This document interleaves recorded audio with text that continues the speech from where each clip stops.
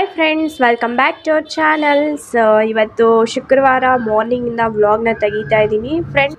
ಇವತ್ತು ಮಾರ್ನಿಂಗ್ ಶುಕ್ರವಾರ ಪೂಜೆ ಮಾಡಬೇಕಿತ್ತು ಬೆಳಗ್ಗೆ ಬೇಗ ಎದ್ದು. ಆದರೆ ಸ್ವಲ್ಪ ಫೀವರ್ ಇರೋದ್ರಿಂದ ನಾನು ಮಾರ್ನಿಂಗ್ ಬೇಗ ಎದ್ದೇಳೋಕ್ಕಾಗಿಲ್ಲ. 7 ಗಂಟೆಗೆ ಎದ್ದೇಳಿದೆ, ಅದಕ್ಕೋಸ್ಕರ ನಾನು ಪೂಜೆ ಮಾಡೋಕ್ಕಾಗಿಲ್ಲ.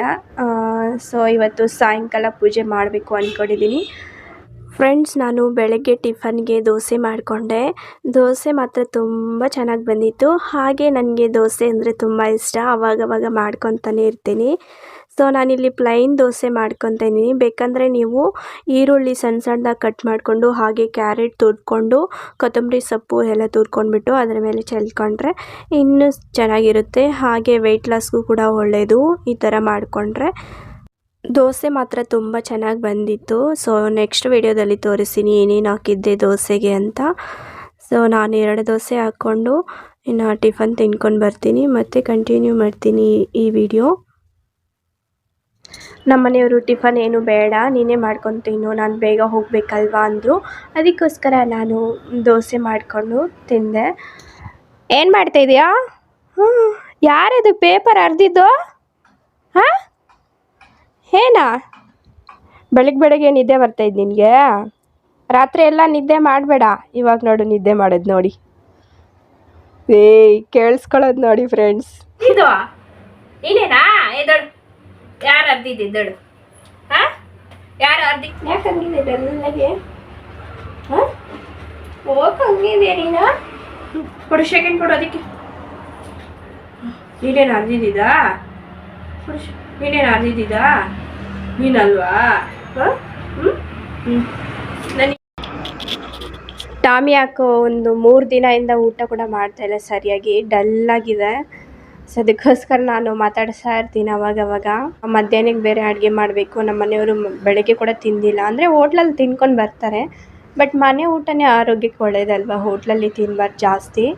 ಸೊ ಏನು ಮಾಡೋಕ್ಕಾಗಲ್ಲ, ಬೇಗ ಬರೋಕ್ಕೆ ಹೇಳಿದ್ದಾರೆ ಇವತ್ತು ಕೆಲಸಕ್ಕೆ, ಅದಕ್ಕೋಸ್ಕರ ಬೇಗನೆ ಹೋದರು ಫ್ರೆಂಡ್ಸ್. ನಾನು ಸ್ಟವ್ನ ನೀಟಾಗಿ ಕ್ಲೀನ್ ಮಾಡ್ತಾಯಿದ್ದೀನಿ, ಏಕೆಂದರೆ ದೋಸೆ ಬೇರೆ ಮಾಡಿದ್ದೆ, ಎಣ್ಣೆ ಎಲ್ಲ ಎಗರಿರುತ್ತಲ್ವ, ಜಿಡ್ಡಾಗಿಬಿಡುತ್ತೆ. ಅದಕ್ಕೋಸ್ಕರ ನಾನಿಲ್ಲಿ ಸ್ಕ್ರಬ್ಬರಲ್ಲಿ ಚೆನ್ನಾಗಿ ಉಜ್ಜಿಬಿಟ್ಟು, ಇವಾಗ ಒಂದು ಕಾಟನ್ದು ಬಟ್ಟೆ ತಗೊಂಡು ನೀಟಾಗಿ ಒರೆಸ್ಬಿಟ್ಟು, ನಂತರ ನಾನಿಲ್ಲಿ ಟಿಶ್ಯೂ ಪೇಪರ್ ತಗೊಂಡಿದ್ದೀನಿ. ಏಕೆಂದರೆ ಗ್ಲಾಸ್ ಅಲ್ವ ಇದು, ಗ್ಲಾಸಲ್ಲಿ ಟಿಶ್ಯೂ ಪೇಪರಲ್ಲಿ ಒರೆಸಿದ್ರೆ ನೀಟಾಗಿ ಹೋಗ್ಬಿಡುತ್ತೆ. ಹಾಗೆ ರಂಗೋಲಿನೂ ಕೂಡ ಇಲ್ಲಿ ಹಾಕ್ತಾಯಿದ್ದೀನಿ, ಏಕೆಂದರೆ ಸ್ಟವ್ ಮೇಲೆ ರಂಗೋಲಿ ಹಾಕೋದು ಒಂದು ಲಕ್ಷಣ ಅಲ್ವಾ, ಅದಕ್ಕೋಸ್ಕರ ನಾನಿಲ್ಲಿ ರಂಗೋಲಿ ಹಾಕ್ಕೊತಾ ಇದ್ದೀನಿ. ಒಂದೊಂದು ಸರಿಗೆ ಒಂದೊಂದು ಡಿಸೈನ್ ಹಾಕ್ಕೊತೀನಿ. ಹಾಗೆ ಅರಿಶಿನ ಕುಂಕುಮ ಕೂಡ ಇಲ್ಲಿ ಇಟ್ಕೊತಾ ಇದ್ದೀನಿ. ಹಾಗೆ ಸ್ಟವ್ ಪಕ್ಕದಲ್ಲಿ ಆಗ್ನೇಯ ದೀಪ ಕೂಡ ಇಟ್ಕೊತಾರೆ. ಯಾವಾಗಾದರೂ ವಿಡಿಯೋದಲ್ಲಿ ತೋರಿಸ್ತೀನಿ ನಾನು ಯಾವ ರೀತಿ ಆಗ್ನೇಯ ದೀಪ ಇಟ್ಕೊತೀನಿ ಅಂತ. ನೋಡಿ ಎಷ್ಟು ಚೆನ್ನಾಗಿ ಕಾಣಿಸ್ತಾ ಇದೆಯಲ್ವಾ. ಹಾಗೆ ಹೂವನ್ನು ಇಟ್ಕೊಂಡ್ರೆ ಇನ್ನೂ ತುಂಬ ಚೆನ್ನಾಗಿರುತ್ತೆ. ಈ ರೀತಿ ಸ್ಟವ್ಗೆ ಅರಿಶಿನ ಕುಂಕುಮ ಇಟ್ಕೊಂಡು ರಂಗೋಲಿ ಹಾಕೋದ್ರಿಂದ ನಮ್ಮ ಕಿಚನ್ಗೆ ತುಂಬ ಕಳೆ ಬಂದುಬಿಡುತ್ತೆ, ನನಗೆ ಇಷ್ಟ ಆಗಿಬಿಡುತ್ತೆ. ಹಾಗೆ ನೋಡಿ ಮನೆಯೆಲ್ಲ ಕ್ಲೀನ್ ಮಾಡಿಕೊಂಡೆ, ನೋಡಿದ್ರಲ್ವ ಎಲ್ಲ ನೀಟ್ ಮಾಡಿಕೊಂಡು ಸಾಯಂಕಾಲಕ್ಕೆ ಪೂಜೆ ಕೂಡ ರೆಡಿ ಮಾಡ್ತೀನಿ. ಹಾಗೆ ಸ್ನಾನಕ್ಕೂ ನೀರು ಇಟ್ಕೊಂಡಿದ್ದೀನಿ. ನಾನಿಲ್ಲಿ ಹೀಟ್ರಲ್ಲಿ ನೀರು ಕಾಯಿಸ್ಕೊಳ್ಳಲ್ಲ, ನಾವು ಸ್ಟವ್ ಮೇಲೇ ಕಾಯಿಸ್ಕೊಳ್ಳೋದು. ಹಾಗೆ ಟಾಮಿಗೂ ಕೂಡ ಸ್ನಾನ ಮುಗೀತು, ಈಚೆ ಕಟ್ಟಾಕಿದ್ದೀನಿ, ಒಣಗಬೇಕಲ್ವ, ಅದಕ್ಕೋಸ್ಕರ ಟಾಮಿನ ನೀಟಾಗಿ ಒರೆಸ್ಬಿಟ್ಟು ಮನೆ ಒಳಗಡೆ ಕರ್ಕೊಂಡು ಹೋಗ್ತಾಯಿದ್ದೀನಿ. ನೋಡಿ ನಿದ್ದೆ ಕೂಡ ಬಂದುಬಿಟ್ಟಿದೆ, ಟಾಮಿಗೆ ಸ್ನಾನ ಮಾಡಿಸಿದ್ದೀನಲ್ವ ಅದಕ್ಕೋಸ್ಕರ.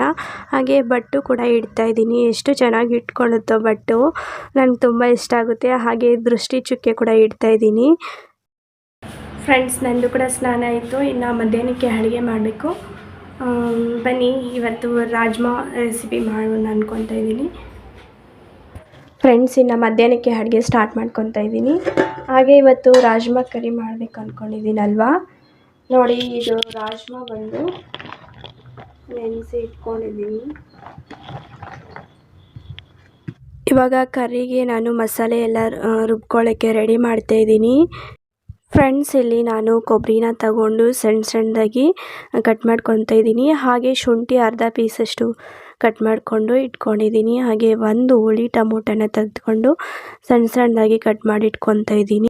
ಈರುಳ್ಳಿ ಕೂಡ ಸಣ್ಣದಾಗಿ ಕಟ್ ಮಾಡಿ ಇಟ್ಕೊತಾ ಇದ್ದೀನಿ ಫ್ರೆಂಡ್ಸ್. ಇಲ್ಲಿ ನಾನು ಬೆಳ್ಳುಳ್ಳಿ 1 ಗಡ್ಡೆ ತಗೊಂಡು ಸಿಪ್ಪೆ ಬಿಡಿಸ್ಕೊಂಡಿದ್ದೀನಿ. ಹಾಗೆ 1 ಈರುಳ್ಳಿ ಸಣ್ಣದ ಈರುಳ್ಳಿ ಕಟ್ ಮಾಡಿ ಇಟ್ಕೊಂಡಿದ್ದೀನಿ. ಹಾಗೆ 1 ಟೊಮೊಟೊ ಕಟ್ ಮಾಡಿ ಇಟ್ಕೊಂಡಿದ್ದೀನಿ.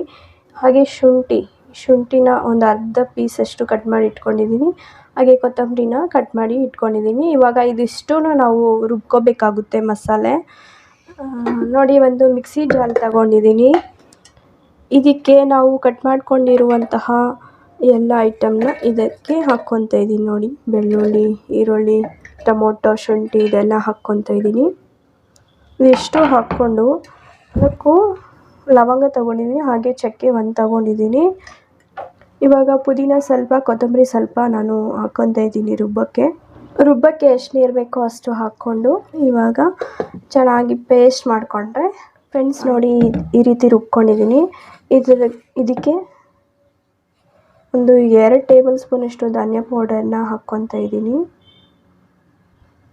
ಹಾಗೆ ಅಚ್ಚದ ಖಾರದ ಪುಡಿ 1.5 ಟೇಬಲ್ ಸ್ಪೂನಷ್ಟು ಹಾಕ್ಕೊತಾ ಇದ್ದೀನಿ. ಇದು ಸ್ವಲ್ಪ ಖಾರ ಜಾಸ್ತಿ ಇದೆ, ಅದಕ್ಕೋಸ್ಕರ 1.5 ಟೇಬಲ್ ಸ್ಪೂನಷ್ಟು ಹಾಕ್ಕೊತಾ ಇದ್ದೀನಿ. ಅರಿಶಿನ, ಇದಿಷ್ಟೂ ನಾವು ಚೆನ್ನಾಗಿ ಮೆತ್ತಗೆ ಪೇಸ್ಟ್ ಮಾಡಿಕೊಂಡ್ರೆ ರೆಡಿಯಾಗುತ್ತೆ ಮಸಾಲೆ. ಫ್ರೆಂಡ್ಸ್ ನೋಡಿ ನಾನು ಈ ರೀತಿ ಚೆನ್ನಾಗಿ ಪೇಸ್ಟ್ ಮಾಡ್ಕೊಂಡು ಇಟ್ಕೊಂಡಿದ್ದೀನಿ. ಇವಾಗ ಮಸಾಲೆ ರೆಡಿ ಆಯ್ತಲ್ವಾ, ಇವಾಗ ಸಾಂಬಾರು ಯಾವ ರೀತಿ ಮಾಡೋದು ಅಂತ ನೋಡೋಣ ಬನ್ನಿ. ಒಂದು 2 ಟೇಬಲ್ ಸ್ಪೂನಷ್ಟು ಎಣ್ಣೆನ ಹಾಕ್ಕೊಂಡ್ರೆ ಸರಿ ಹೋಗುತ್ತೆ. ಚೆನ್ನಾಗಿ ಆಯಿಲ್ ಬಿಸಿ ಆದಮೇಲೆ 1/2 ಟೇಬಲ್ ಸ್ಪೂನಷ್ಟು ಸಾಸಿವೆನ ಹಾಕ್ತಿದ್ದೀನಿ. ಜೊತೆಗೆ 1/2 ಟೇಬಲ್ ಸ್ಪೂನಷ್ಟು ಜೀರಿಗೆನ ಹಾಕ್ತಾಯಿದ್ದೀನಿ. ಹಾಗೆ ಈರುಳ್ಳಿ ಕಟ್ ಮಾಡ್ಕೊಂಡು ಇಟ್ಕೊಂಡಿದ್ದಲ್ವ ಅದನ್ನು ಕೂಡ ಹಾಕ್ತಿದ್ದೀನಿ.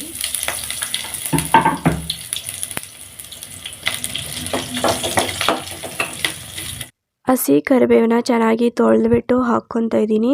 ಇವಾಗ ಈರುಳ್ಳಿ ಎಣ್ಣೆಯಲ್ಲಿ ಚೆನ್ನಾಗಿ ಫ್ರೈ ಮಾಡ್ಕೊಂಡಾದ್ಮೇಲೆ ಅವಾಗೆ ರುಬ್ಬಿ ಇಟ್ಕೊಂಡಿದ್ವಲ್ಲ ಮಸಾಲೆ, ಅದನ್ನು ಹಾಕ್ಕೊತಾ ಇದ್ದೀನಿ. ಇದು ಎಣ್ಣೆಯಲ್ಲಿ ಚೆನ್ನಾಗಿ ಫ್ರೈ ಮಾಡಬೇಕು.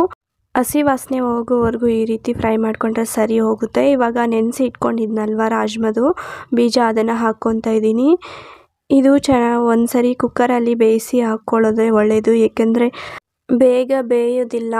ನಾನು ನೆನೆಸಿಟ್ಕೊಂಡಿದ್ದೆ ಅಲ್ಲ ಓವರ್ನೈಟು, ಅದಕ್ಕೋಸ್ಕರ ಬೇಗನೆ ಬೇಯ್ಬಿಡುತ್ತೆ ಅಂದ್ಕೊಂಡಿದ್ದೆ.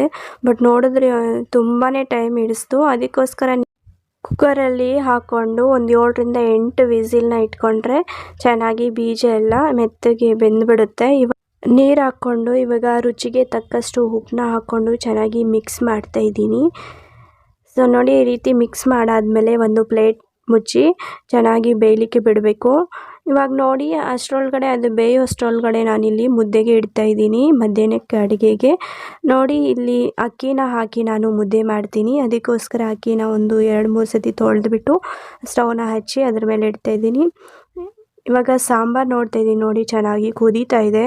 ತುಂಬಾ ಟೈಮ್ ಹಿಡಿಸ್ತು, ಅದಕ್ಕೋಸ್ಕರ ನಿಮ್ಗೆ ಹೇಳ್ತಾಯಿದ್ದೀನಿ ಕುಕ್ಕರಲ್ಲಿ ಬೇಯಿಸ್ಕೊಳ್ಳಿ ಅಂತ.